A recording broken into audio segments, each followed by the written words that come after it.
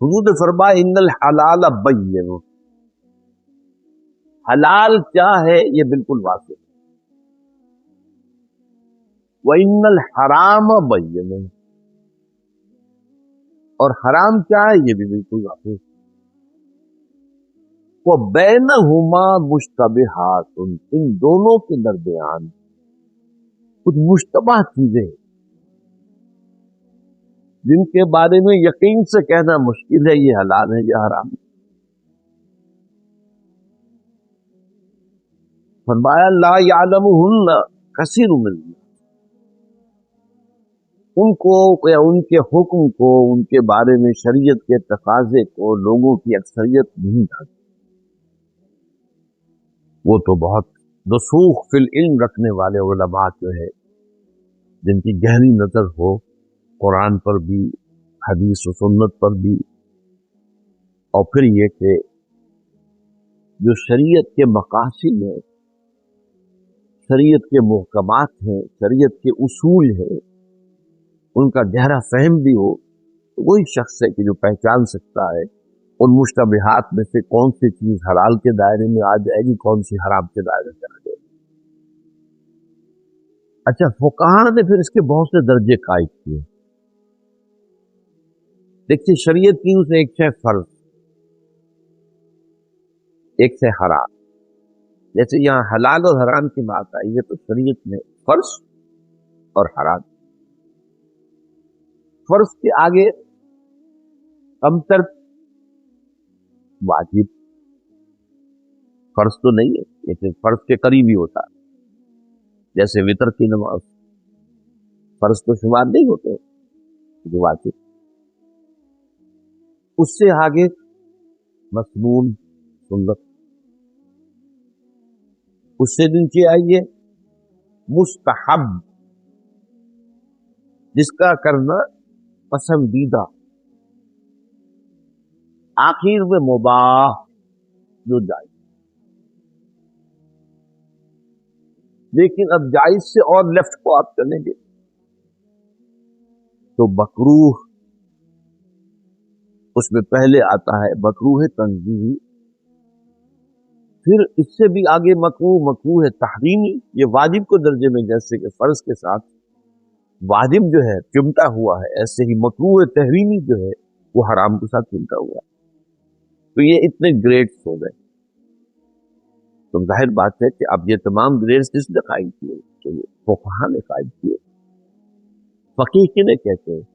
تفقہ رکھنے والے، فہم رکھنے والے، سمجھ رکھنے والے، جس کے لیے شرائط میں نے آپ کے سامنے رکھے، قرآن مجید پر نگاہ ہو، پوری گہری نگاہ ہو، تدبر کیا ہو، غور و فکر کیا ہو، حدیث اور سنت کے اوپر جو ہے ان کی نظر ہو، پوری وسعت کے ساتھ ہو، پوری گہرائی کے ساتھ ہو، شریعت کے اصل مقاصد کیا ہیں ان کو پہچانتے ہیں۔ ایسا نہ ہو کہ کسی کم تر سے اہمیت والی شے کو زیادہ قرار دے دے اور زیادہ والی کو کم تر قرار دے دے۔ وہ ریشو پروپورشن جو شریعت کے اندر ہے وہ واقع تو پہلے سمجھ میں آئے انسان۔ تو یہاں اصل میں جو بات کہی جا رہی ہے یہ اس کا ایک اخلاقی پہلو، ایک اس کا قانونی پہلو ہے، وہ میں بعد عرض کروں۔ حلال بالکل واضح، حرام بالکل واضح، بیچ میں مشتبہ۔ اب ان مشتبہات کے ضمن میں جو تقویٰ کا پہلو ہے وہ یہ ہے کہ ان سے بچیں، بجائے اس کے کہ ان کو اختیار کرو۔ جب شبہ والی بات ہے کیوں اختیار کرو؟ شبہ والی بات ہے تو اس سے بچو۔ چنانچہ اسی ضمن میں حضور کی بڑی پیاری حدیث، دع ما یریبک الی ما لا یریبک، جس چیز سے تمہیں اپنے دل میں کھٹک محسوس ہو کہ یہ ہو سکتا ہے کام غلط ہو، چھوٹو سے، اور وہ شے اختیار کرو کہ جس سے دل میں کوئی کھٹک پیدا ہو۔ یہ ریب سے بنا ہے، ریب شک۔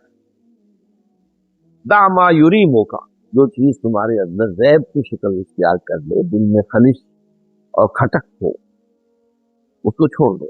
الی ما لا یریبک، اور اس چیز کو اختیار کر لو جس سے دل کے اندر کوئی خلیج، کوئی پریشانی، کوئی جو ہے تشویش پیدا نہ ہو۔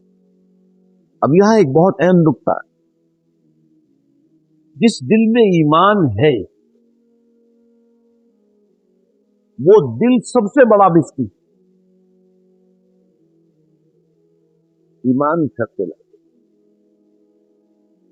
چنانچہ ایک بڑی پیاری حدیث آپ کو ملتی ہے کہ بہت سے مواقع پر کوئی شخص حضور سے سوال کرتا تھا تو آپ فرماتے تھے استفتح قلبک، اپنے دل سے پوچھ لو۔ بلکہ ایک حدیث میں ہے وَلَوْ أَفْتَاكَ الْمُفْتِي، دیکھو چاہے مفتی تمہیں فتویٰ دینے کی یہ جائز ہے، لیکن تمہارا دل کہے کہ نہیں، یہ اللہ کا ایک مفتی تمہارے دل، اگر ایمان ہو، ایمان نہیں ہے تو بات اور ہے، وہ تو پھر اور ہی بات ہے۔ لیکن ظاہر بات ہے کہ یہ تشویش تو اسی کو ہوگی نا جس کے دل میں کچھ ایمان ہے۔ جیسے کہ منافق کے بارے میں اور مومن کے بارے میں حضور نے فرق بیان کیا کہ منافق کو بھی اپنے گناہ کا یا غلطی کا احساس ہوتا تو ہے، لیکن بس اتنا جتنا کسی کے ناک پر مکھی بیٹھی تھی اس نے میرا ہاتھ سے اسے ہٹا دی، بس اتنا احساس۔ اور جو مومن ہوتا ہے اس سے تو گناہ ہو جائے، کوئی غلطی ہو جائے تو اس کو ایسے محسوس ہوتا ہے جیسے وہ کسی پہاڑ تلے آگے آ گئے، اتنا بوجھ کسی اپنی طبیعت کو محسوس ہوتا ہے کہ جیسے وہ کسی پہاڑ کے دامن میں اور پہاڑ اس کے اوپر گرا کر۔ یہ اندرونی احساس کی بات ہے۔ تو جس کے دل میں تشویش پیدا ہو گئی وہ یا کہ وہ ایمان کی علامت ہے، تو اس سے فتویٰ لے سکتے استفتح قلبک وَلَوْ أَفْتَاكَ الْمُفْتِي، چاہے تمہیں مفتی جو ہے وہ فتویٰ دیں گے۔ اور اس کی ضمن میں ہماری تاریخ کا ایک بڑا عبرت آموز اور سبق آموز واقعہ ہے۔ نور الدین زنگی رحمت اللہ علیہ، جس کے بعد میں جانشین بنے ہیں صلاح الدین ایوبی، فاتح بیت المقدس، عیسائیوں کے تقریباً یہ سمجھیے کہ 88 برس کا جو قبضہ تھا یروشلم پر، اس سے اس کو واگزار کرانے والا مجاہد اعظم صلاح الدین ایوبی، وہ اسی کے ساتھیوں میں سے، فوجیوں میں سے تھا، نور الدین زنگی۔ نور الدین زنگی کا بیٹا بیمار ہو گیا، شدید بیمار ہو گیا، سارے علاج معالجے سے۔ اب اطباء نے کہا کہ اب ان کی جان بچنے کا ایک ہی امکان ہے کہ شراب پی۔ اس نے کہا جو اپنے کہا معاذ اللہ، حرام چیز میں کیوں استعمال، یہ نہیں فتویٰ ہے علماء کا کہ جان بچانے کے لیے حرام چیز استعمال کی جا سکتی۔ بگوایا فتویٰ، فرض کیجئے کہ وہ حنفی مفتی کا ہو سکتا ہے دوسروں کے نزدیک نہ ہو، مالکی مفتی کا فتویٰ بھی آ گیا، شافعی کا بھی آ گیا، حنبلی کا، سب نے کہہ دیا جائے۔ اب اس اللہ کے بندے نے چاروں کو بلا لیا، اب یہ شہزادہ ہے اور زندگی کس کو حاصل کی، لیکن تقویٰ کی یہ مثالیں ہمارے بادشاہوں میں بھی نہیں۔ اب ظاہر بات ہے یہ خلفاء نہیں تھے، خلفاء راشدین کو یہ نہیں تھے، اس پائے کے لوگ تو نہیں بادشاہ، لیکن ہمارے ہاں بادشاہوں میں ہندوستان میں 2 عظیم ایسے بادشاہ ہوئے، اورنگزیب، عالمگیر، خزانے سے ایک پیسہ نہیں کھانا، وہ تو امانت ہے، ٹوپیاں بنا بنا کر بیچ رہا ہے عالمگیر شہنشاہ ہند،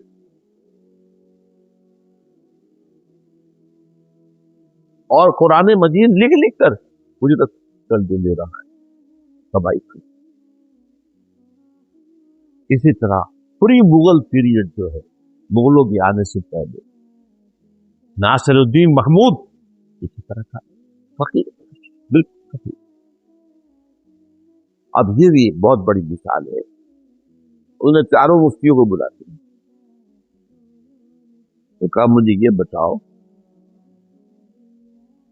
کہ اگر میری موت کا وقت آ ہی گیا ہے اللہ کی وصیت کے مطابق تو یہ شراب مجھے بچا لے گی؟ نہیں۔ اور اگر اللہ مجھے صحت دینا چاہے تو کیا وہ شراب کا محتاج ہے؟ کہ نہیں، تو اٹھا دفاع ودا دے دا اپنے فتوے. اس اللہ کے بندے نے جان دے دی شراب کی. تو یہ ہے تقویٰ. تو تقویٰ کا پہلو یہ ہے کہ جو مشتبہات ہوں ان سے بچنا بجائے اس کے کہ میں ملوث ہو جائے. البتہ قانون یہ نہیں، قانون یہ ہے کہ جس شے کی حرمت ثابت نہیں ہے وہ حلال ہے. یعنی یہ نہیں ہے قانون کہ صرف وہ شے حلال ہوگی جس کی حلت ثابت ہو جائے. اگر ایسا ہوگا تو حلال کا دائرہ بہت محدود ہے. ہر شے کی حلت کے لاؤ کتاب اللہ سے کوئی آیت یا کوئی حدیث تھا. تو قانون کا معاملہ اس کے بالکل برعکس ہے. میں نے آپ کو بتایا جس شے کی حرمت ثابت نہیں ہے کتاب و سنت سے وہ حلال ہے، وہ مباح کہتے ہیں اس کو، مباح، پرمیسیبل، مباح پرمیسیبل. جس شے کی حرمت ثابت نہیں، یہ نہیں ہے کہ جس شے کی حلت ثابت نہیں وہ حرام. اس اصول کے تحت ہمارے ہاں مباحات کا دائرہ بہت وسیع، بہت وسیع قانونی سطح. اور یہ ایک اہم مسئلہ آپ کو میں بتا رہا ہوں. ویسے تو یہ تقدیر مبرم ہے، دنیا میں دوبارہ خلافت کا نظام قائم ہوگا اور وہ عالمی ہوگا. یہ تو دی ہوئی خبریں ہیں حضور صلی اللہ علیہ وسلم کی، جن کے بارے میں کسی شک و شبے کی گنجائش ہے. البتہ اس سے پہلے کیا ہونا ہے، ہمیں ہماری شامت اعمال کس کس شکل میں ہمیں اب بھگتنی ہے یہ دوسری بات ہے. اللہ کے عذاب کے کوڑے کیسے کیسے برسنے ہیں. ہم پاکستانیوں پر ایک کوڑا 1971 میں برسا تھا، اب کون سا کوڑا آنے والا ہے یہ میں نہیں کہہ سکتا. اس لیے کہ مستحق ہوئے، ہم نے اللہ سے بے وفائی کی ہے، وعدہ خلافی کی. ہم نے تو دعائیں مانگ مانگ کے اللہ سے یہ ملک لیا تھا، اللہ ہمیں انگریز اور ہندو کی دوہری غلامی سے نجات دے دے تو ہم تیرے دین کا بول بالا کریں گے. کہاں کیا ہم محل بنائے ہیں، ہم نے کئی کروڑ روپے کے ایک کوٹھی ہے ڈیفنس میں مل جائے گی. سچ میں کیا آپ کو یہاں پر جائے گی جارج ٹاؤن سے ہر جگہ معلوم ہوتا ہے کہ جنت ہی جنت ہے پاکستان. تو یہاں پر تو کوئی حرمت کا کوئی سوال ہی پیدا نہیں. یہ تو کیا تو کوئی اصلاح کرا تو وہ سطح کیا کیا آنی ہے یہ ایک علیحدہ بات ہے. اس پر تو میری ایک کتاب جو ہے سابقہ اور موجودہ مسلمان امتوں کا ماضی، حال اور مستقبل، یہ بہت آئی اوپنر کتاب ہے، زیادہ تر بڑی نہیں، ضرور پڑھیے. مستقبل کی جھلک کیا ہے، ہمارا ماضی کیا ہے اور مستقبل کیا ہے.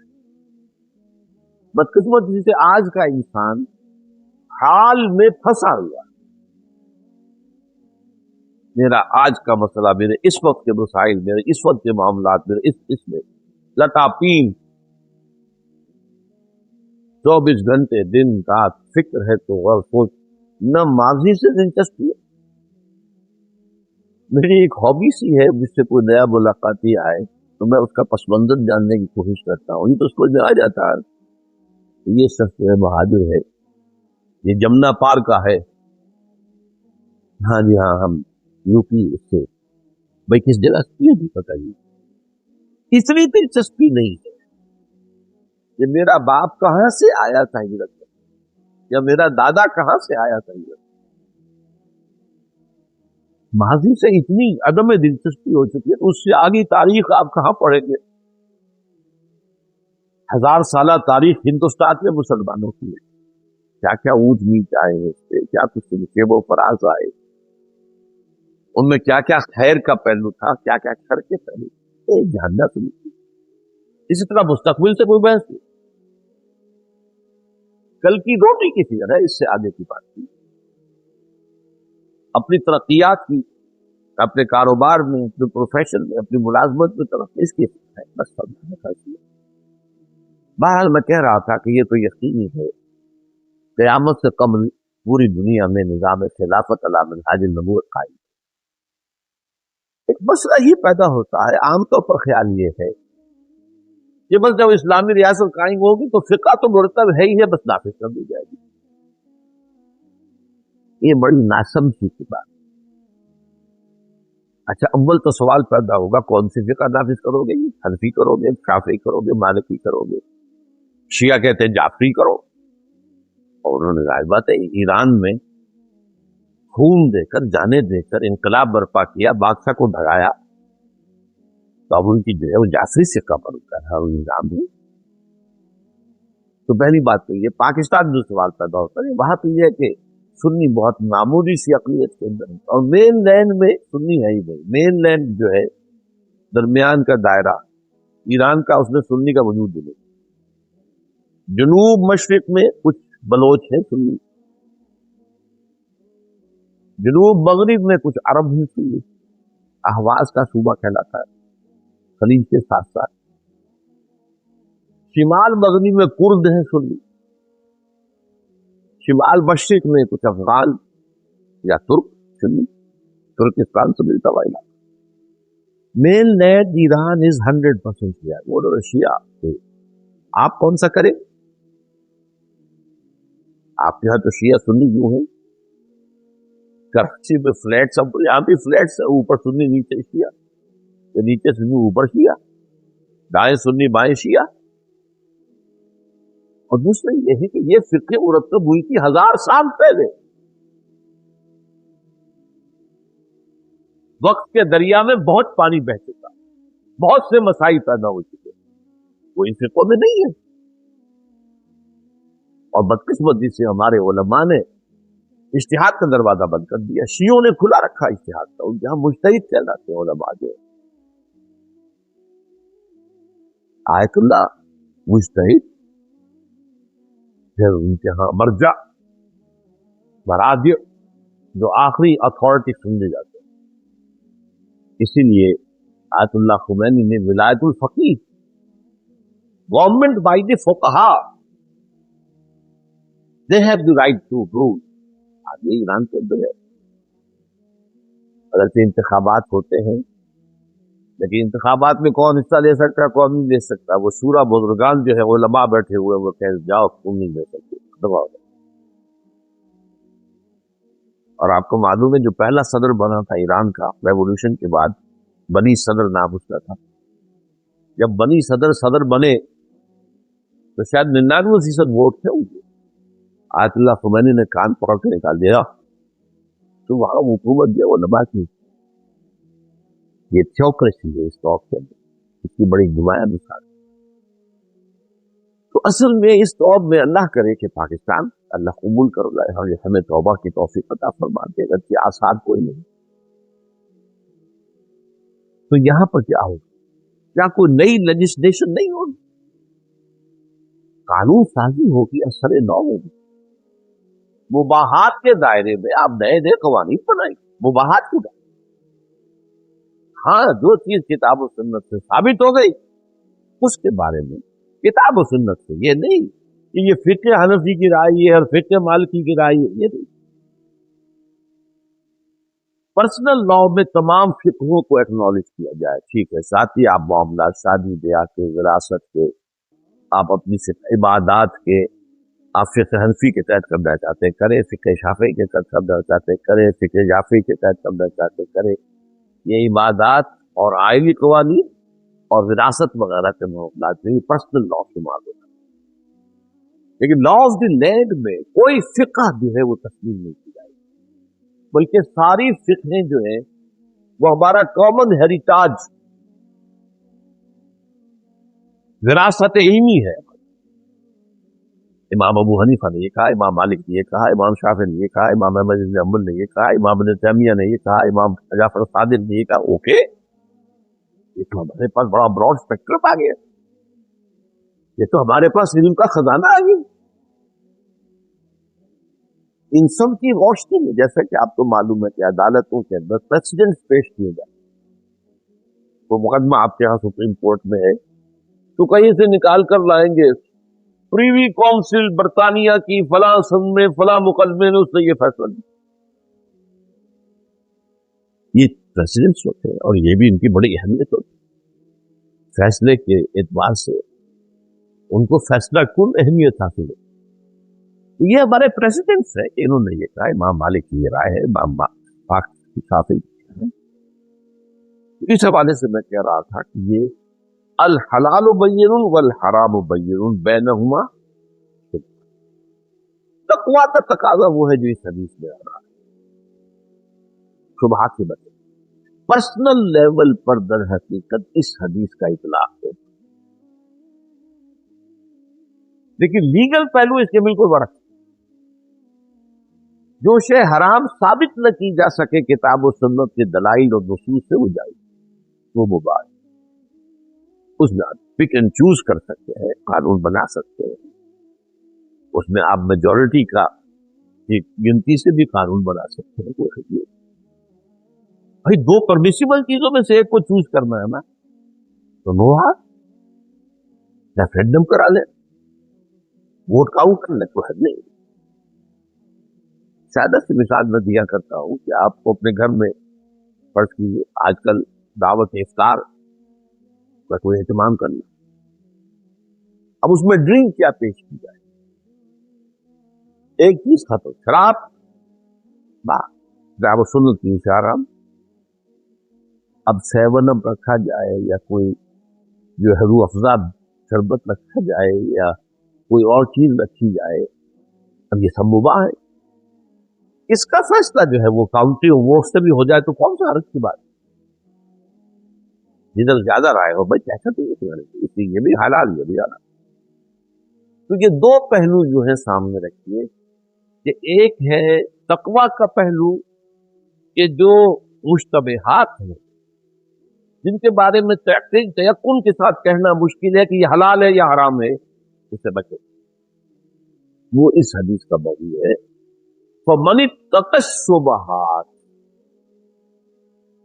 इन्नल हलाल बय्यिनुन व इन्नल हराम बय्यिनुन व बैनहुमा उमूरुन मुश्तबिहात ला यअलमुहुन्ना कसीरुम मिनन नास। फमन इत्तक़ा शुबहात, तो जो शख्स इन मुश्तबह चीजों से बच गया, तकवा है, फ़क़द इस्तबरा, तो उसने तो बरात हासिल कर ली, फ़क़द इस्तबरा, तो जो भी मुश्तबह चीजों से बच जाएगा वो गोया कि अपने दीन और अपनी इज्जत को महफूज कर, ये इंफरादी सतह पर तकवा का तरस अमल हो। तकवा यही कि जो चीज में मुश्तबे है उस मुश्तबे चीज को आप तर्क कर दे, उसको इख्तियार न करें। वमन वक़अ फी शुबहात वक़अ फिल हराम, जो मुश्तबह चीजों के अंदर पड़ गया वो हराम में भी पड़ जाएगा। इसका अंदेशा है कि अभी तो ये बड़ी मुश्तबह सी बात थी, इसका मसला था, आगे बढ़कर जो है आदमी के अंदर वो फिर बढ़ती है, वो इंसान की नफ्सानियत जो है, हैवानियत, बहीमियत, उसके नफ्सानी तकाज़े फिर आहिस्ता आहिस्ता फसमुयस्सिरुहु लिल उसरा वो उधर ले जाते हैं, तो फिर हराम तक भी पहुंच जाते हैं। जिसे आप पंजाबी में कहते हैं झाका खुल जाएगा, तो मतलब जैसे झिझक जो होती है वो खत्म अगर हो गई तो फिर गोया कि इसका अंदेशा है कि मुश्तबा अमूर को इस्तेमाल करते करते करते करते आप हराम के अंदर भी मुंह पाते हैं। अब फिर मिसाल दी है आपको, कर राई यरआ हौलल हिबा यूशिकु अन यरतअ फी, हिबा कहते हैं महफूज चरागाह। मतलब ये कि या तो कोई बादशाह है, उसने अपने हैवानात के लिए, उसके यहाँ भी भैंसे हैं, गायें हैं, भेड़ें हैं, बकरियां हैं, ऊंट है, घोड़े हैं, उनके लिए एक खास इलाका अपने लिए महफूज कर, यहाँ सिर्फ जो शाही जो या जानवर है वो चरे, इनमें से पब्लिक का कोई इंसान जो है, उसका कोई जानवर जो है यहाँ दाखिल नहीं है, उसे कहते हैं ना। इसी तरह जागीरदार बड़े बड़े कर सकते थे, करते थे, باقی چرواہے دوسری جگہ جائیں، اپنی بھیڑیں بکریاں اپنے ریوڑ لے کر چلائیں، یہاں نہ لا کر رائی یرا حول الخیمہ، اس چرواہے کے مانند کہ جو کسی محفوظ یا مخصوص چراگاہ کے قریب حول اس کے گرد اپنا ریوڑ چلا رہا ہے، یوشک ویتعافی، تو اس کا اندیشہ ہے، شک ہے، خطرہ ہے کہ وہ جو ریوڑ ہے وہ گھس جائے ہیبا کے اندر، وہاں چلنے لگے تو شاہی مجرم ہو جائے گا کہ نہیں، پکڑ ہو جائے گی کہ نہیں، لہذا دور رہو، جس سے آپ انگریزی میں کہتے ہیں keep at a safe distance, ذرا اپنے آپ کو فاصلے پر رکھو، یہ نہ ہو کہ آپ عین بالکل حرام کی سرحد پر پہنچ جائیں، تو اگر سرحد پر پہنچ گئے تو کسی وقت ہو سکتا ہے کہ آپ اس کو کراس کریں۔ اسی وجہ سے آپ دیکھیے قرآن مجید میں زنا کا معاملہ، یہ کہیں نہیں آیا قرآن میں لا تزنوا، زنا نہ کرو، یہ بھی کہیں نہیں آیا کہ تم پر زنا حرام کیا گیا۔ جیسے کہ ہمارے یہاں ایک دانشور ہے، وہ کہتے شراب کے لیے حرام کہاں لکھا ہے قرآن؟ یا اللہ کے بندے عقل کے ناخن دو، جب شراب کے لیے اور جوئے کے لیے ایسے ایسے الفاظ آئے، رجس من عمل شیطان فاجتنبوہ، یہ شیطانی عمل ہے، گندگی ہے، نجاست ہے، دور کرو، تو حرام کا لفظ استعمال اس سے زیادہ سخت نہیں ہے۔ اور جہاں پھر آتا ہے فہل انتم منتہون، بعد آتے ہو کہ نہیں آتے؟ اور یہ انداز کیوں ہے غصے کا؟ بہت پہلے تو میں کہہ دیا گیا تھا کہ شراب اور جوئے میں اگرچہ کچھ منفعت کے پہلو بھی ہے لیکن گناہ کا پہلو بھاری ہے، تمہیں اسی وقت چھوڑ دینا چاہیے، تقویٰ کا تقاضا یہ تو اسی وقت چھوڑ دیتے، اور بہت سے لوگوں نے، بہت سے صحابہ نے اسی وقت چھوڑ دی طرح۔ پھر ہم نے ایک اور تمہیں وارننگ دی تھی کہ جب شراب کے نشے میں ہو تو نماز نہ پڑھو، نماز کے قریب مت جاؤ، اس کے لیے تمہیں معلوم ہونا چاہیے تھا کہ یہ ڈائریکشن کیا ہے۔ اب آخری جب آیا ہے حکم سورہ مائدہ میں تو پھر اب سخت نظر حل انتم منتہون، باز آتے ہو کہ نہیں؟ اب یہ ساری باتیں تو اپنی جگہ چھوڑ دی، اور یہ کہ حرام پہ لگ دیا، تو میں نے ان سے کہا تھا ایک ملاقات میں، یہ حرام کا لفظ زنا کی نہیں ہے، تو اس کے جواز میں فتویٰ دی گیا، لیکن الفاظ کیا، لا تقربوا الزنا، زنا آپ کے قریب بھی نہ پہنچو، یعنی زنا تک جانا تو بہت دور کی بات، keep at a safe distance. یہ سارا جو ہمارا آئلی نظام ہے، پردہ ہے، سیگریگیشن آف سیکسز ہے، مخلوط معاشرہ نہ ہو، لڑکوں کے کالج علیحدہ ہو، لڑکیوں کے علیحدہ ہو، لڑکوں کی یونیورسٹی علیحدہ ہو، لڑکیوں کے علیحدہ، عورتوں کے ہسپتال علیحدہ، وہاں عورتیں مریض، عورت ڈاکٹر، عورت نرس، مردوں کے ہسپتالوں تو مرد مریض، مرد ڈاکٹر، مرد نرس ہونے چاہیے، عورت نہیں ہونی چاہیے، یہ شریعت کے خلاف۔ اور پھر جو کچھ ہوتا ہے وہاں وہ سب کو معلوم، کون نہیں جانتے، آگ اور پانی کا میل، نائٹ ڈیوٹی پر ڈاکٹر بھی ہے، نرس بھی ہے، نائٹ ڈیوٹی، اور ڈاکٹر کا ایک کمرہ بھی علیحدہ سے ہے، اس کو تخلیہ بھی میسر ہے۔ بہرحال یہ قرآن کا انداز تقرب، چنانچہ یہی بات آتی ہے تل کا حدود اللہ، یہ اللہ کی حدود ہے، تو کہیں تو آتا ہے ولا تعتدوها، ان سے تجاوز نہ کرو، ان کو کراس نہ کرو، اور کہیں آتا ہے فلا تقربوها، یہ اللہ کے حدود ہیں کہ قریب مت جانا، keep at a safe distance. تو فرمایا ترائی یرعی حول الخیمہ، وہ چرواہا جو اپنے ریوڑ کو کسی محفوظ چراگاہ کے قریب چرواتا ہے، یوشک یتعافی، اس کا اندیشہ ہے، خطرہ ہے کسی بھی وقت کہ اس کا ریوڑ جو ہے وہ محفوظ چراگاہ میں داخل ہو جائے، وہ پھر پکڑا جائے، جیل میں جائے، اس کو سزا۔ اب اس کے بعد آپ نے فرمایا الا، اب آگاہ ہو جاؤ، یہ جوامع الکلم میں سے ہے یہ چیزیں جو حضور نے فرمایا ہے، ایک طرح سے ایک فخر و مباحات کا انداز ہے، حضور کا انداز ہے۔ آپ نے فرمایا انا افصح العرب، میں عرب کا فصیح ترین انسان، صحیح ہے، فصیح ترین عربی قرآن کی، اس کے باوجود اسی طرح اوتی تو جوامع الکلم، جوامع الکلم کہتے ہیں بڑی جامع باتیں، کلمات، چھوٹے چھوٹے کلمے، چھوٹے چھوٹے مفہوم کے ذریعے، مثلا الصوم جنت، روزہ ڈھال ہے، کیا بن؟ نفس کے حملوں سے بچانے کے، جیسے تلوار سے اپنے آپ کو بچاتے ہو ڈھالتے رہتے، تو تمہارا جو نفس امارہ ہے، تمہارا جو اڈ اور لبیڈو ہے، تمہارے جو حیوانی تقاضے ہیں، تمہاری جو حیوانی جبلتیں ہیں،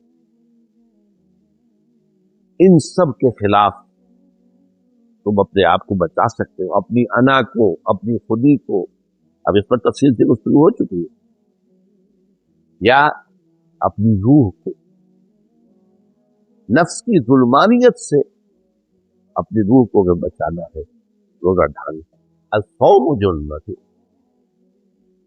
اسی طریقے کے ابھی کلمات، الا وان لکل ملک حما، الا وان حما اللہ محارم، آگاہ ہو جاؤ کہ ہر بادشاہ کی ایک محفوظ اور مخصوص چراگاہ ہوتی ہے، جس میں صرف اس کے اپنے جو حیوانات ہیں صرف وہی چل سکتے ہیں، کسی اور پبلک کا نہیں۔ ہر بادشاہ کی ایک محفوظ اور مخصوص چراگاہ ہوتی ہے، الا وان حما اللہ محارم، آگاہ ہو جاؤ اللہ کی وہ مخصوص حما، وہ چیزیں ہیں جن کو اللہ نے حرام کی۔ تو جیسے حما کے قریب چرانے والا اس کی سرحد کے بالکل قریب اپنے ریوڑ کو لے جانے والا ہمیشہ اس خطرے میں رہے گا کہ اس کا ریوڑ جو اس کی بکریاں چھلانگ لگائے، اس کی بھیڑیں چھلانگ لگائے اور ادھر چلی جائے، ایسے ہی تو الا وَإِنَّ لِكُلِّ مَلِكٍ حِمًا أَلَا وَإِنَّ حِمَى اللَّهِ مَحَارِمُهُ، اور اللہ تعالیٰ کی حما جو ہے اس کی محرمات ہیں، ان چیزوں کو اس نے حرام کرا۔ تو فلا، جیسا کہ میں نے ابھی آپ کو بتایا، یہاں الفاظ وہ نہیں ہے، یہ میں اضافہ کر رہا ہوں، فلا تقربوها، قریب مت جاؤ۔ آخری جملہ اس کا پھر وہ جواب الکلم میں سے بہت اہم کلمہ، یہ تو بہت ہی ہے، الا وان فی الجسد مضغۃ، مضغۃ، آگاہ ہو جاؤ کہ جسم میں ایک لوتھڑا ہے، اذا صلحت صلح الجسد کلہ، جب وہ صالح ہو جاتا ہے، درست ہو جاتا ہے، تو پورا کا پورا جسم درست ہے، وَإِذَا فَسَدَتْ فَسَدَ الْجَسَدُ كُلُّهُ، اور جب اس میں فساد ہو، اس میں خرابی ہو، اس میں برائی ہو، تو پورا جسم میں برا ہو جاتا ہے۔ الا وہی القلب، آگاہ ہو جاؤ کہ وہ دل، یہ ہے وہ بات جو آ گئی، جو قرآن کے حکمت و فلسفے کی، جو میں روزے کی عظمت سیام و رمضان جو ہے اس کے بارے میں، سیام و قیام رمضان مبارک بیان کر چکا ہوں۔ یہ 3 لیول ہے، نفس امارہ، قلب، روح، انہی کو 3 کو آئیڈینٹیفائی کیا ہے فرائڈ نے، اور میں اس حوالے سے اس کی ایکوٹی آف ویژن جو ہے، ایکیوٹنس آف ہز ویژن، اس کے مشاہدے کی، اس کا میں قائل ہوں، اگرچہ اس کی تعبیر اس نے غلط کی۔ جہاں تک کڈ لیبیڈو اور پھر ایگو، وہ تو صحیح ہے، لیکن سپر ایگو کو وہ بالکل سمجھ نہیں سکا، لیکن اس نے دیکھ لیا ہے کہ ایگو سے اوپر، خودی سے اوپر بھی کوئی اور شے ہے، انسان ہے، صحیح تھی، پہچان نہیں پایا کہ وہ کیا ہے، وہ روح۔ اب ہوتا کیا ہے، یا تو اس قلب کا رخ ہوتا ہے روح کی طرف، تو یہ آئینے کے مانند ہے، روح کی ساری تجلیات، انوار اس میں منعکس ہو جائے اور پورا وجود منور ہو جائے، یا اس کا رخ ہو جائے گا نفس امارہ کی طرف، تو نفس امارہ کی ساری ظلمات، تاریکیاں وہ منعکس ہو جائے گی اور سارا جسم۔ اب بات خاص طور پر جو دلچسپی کی ہوئی ہے کہ قلب کو کہتے ہیں قلب اس لیے یہ مادہ جو ہے بدلنے کے معنی میں انقلاب قلب سے بنا ہے، بدل جاتا ہے۔ قلب لک الامور، اے نبی یہ منافق آپ کے معاملات کو تلپٹ کرنے کی کوشش کرتے رہے گا۔ اب حضور کی اپنی ایک پلاننگ ہے، وہ کوئی ایسا سرا چھوڑتے تھے بیچ میں تاکہ وہ پلاننگ ختم ہو جائے، خراب ہو جائے۔ تو قلب کے معنی یہی، تو قلب بدلنا، یہ قلب وہ شے ہے آپ کے پورے جسم کے اندر ہر عضو کے لیے آرام کا وقت ہوتا ہے۔ مثلا کو بھی آرام چاہیے، بہت زیادہ مشقت کی ہے، تھک گئے تو اب اسے آپ ریسٹ دیں گے، تب وہ ریجوینیشن ہوگی۔ دماغ کو بھی آرام کی ضرورت ہے، آپ سوچتے ہیں کہ دماغ آرام کرتا ہے، یہ بات اور ہے کہ دماغ کے آرام کی اتنی ضرورت نہیں ہوتی جتنا ہم سوچتے، پھر دماغ جاگ جاتا ہے، آپ سوڑے لیکن دماغ اپنا کام شروع کر دیتا ہے، تو اس میں تو خواب آتے ہیں یا کوئی اور اس طرح کی چیزیں جو ہے۔ تو قلب جو ہے وہ ایک عضو ہے ہمارے جسم کا جس کے لیے آرام نہیں، کوئی آرام نہیں چیز ہے، نہ ایک حالت میں ہے، پھیل رہا ہے سکڑ رہا ہے، پھیل رہا ہے سکڑ رہا ہے، پھیل رہا ہے سکڑ رہا ہے۔ تو یہ تو ایک کیفیت ہے نا اس کی جو کہ فزیولوجیکل ہے، اور ایک یہ ہے کہ یہ دل ڈاما ڈول رہتا ہے۔ اگر یہ دل یکسو ہو کر روح کی طرف ہو جائے تو اس کیفیت کا نام ہے نفس مطمئنہ۔ یا ایتھا النفس المطمئنہ ترجعی الی ربک راضیۃ مرضیہ فادخلی فی عبادی وادخلی جنتی۔ اللہ تعالی ہم سب کو وہ نفس مطمئنہ عطا کرتا ہے کہ آئینہ قلب مستقل طور پر روح کی طرف رخ کیے ہوئے ہو، اور روح کی تجلیات وہ تو ربانی تجلیات ہے، روح کا تعلق ابر رب سے ہے، تو پورے وجود میں سراج کر جائے گی۔ لیکن اگر خدا نخواستہ اس کا مستقل رخ جو ہے نفس امارہ کی طرف سے، یہ وہ ہے ان النفس لامارۃ بالسوء، اور کچھ لوگوں کا یہ دامن ڈول رہتا ہے پھر اس کو نفس لوامہ، وہ اچھا کام کیا تو اندر سے شاباش ملتی ہے، تم نے ٹھیک کیا ہے، دل کہتا ہے یا روح کہتی ہے شاباش ملتی ہے۔ برا کام کیا تو وہ روح ملامت کرتی ہے، تو وہ بیچ بیچ میں ادھر سے ادھر ادھر سے ادھر، وہ جو سورہ توبہ میں بھی آیا ہے خلط عمل صالحا وآخر سیئا، کچھ لوگ ایسے بھی ہوتے ہیں جو خلط منت کر لیتے ہیں اچھے کاموں کے ساتھ برے کام بھی، تو کچھ درمیانی ہو۔ اب ایک بات میں کہنا چاہتا تھا، وہ یہ جو اسی حدیث کے حوالے سے دیکھیے، دو معاملات ایسے تھے جو حضور کی حیات طیبہ کے آخری دور میں ان کے آخری فیصلے ہوئے، اور اس زمانے میں آپ کو ہمارے کمیونیکیشن چینلز تو کوئی تھے نہیں، کوئی ٹیلی ویژن پر اعلان ہو جائے کہ آج سے یہ ہو گیا، پورے ملک میں پہنچ گیا۔ ربا کی حکومت آئی ہے بالکل آخری دور میں، سن 9 میں۔ اب ربا کن کن چیزوں میں ہے، کن کن چیزوں میں ہے، اس کی تفصیل حضرت عمر فرماتے ہیں رضی اللہ تعالی عنہ کہ حضور کا انتقال ہو گیا اور ہمیں پوری طرح معلوم نہیں ہو سکا کہ کن کن چیزوں میں ربا ہے۔ یہ بڑا اہم علیحدہ مسئلہ ہے، پھر کس طرح تفصیل سے گفتگو ہوگی اس پر۔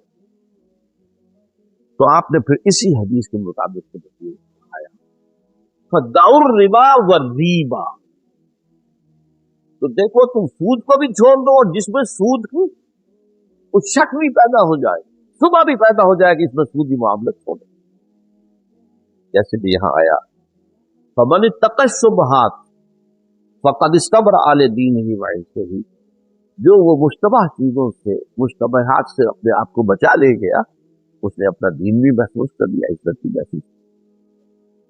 ہمارے ہاں برعکس ہو رہا ہے، یہ تحقیق ہے، یہودیوں کے ذہن کی پیداوار ہے، بدبخت ترین ذہن کی پیداوار ہے۔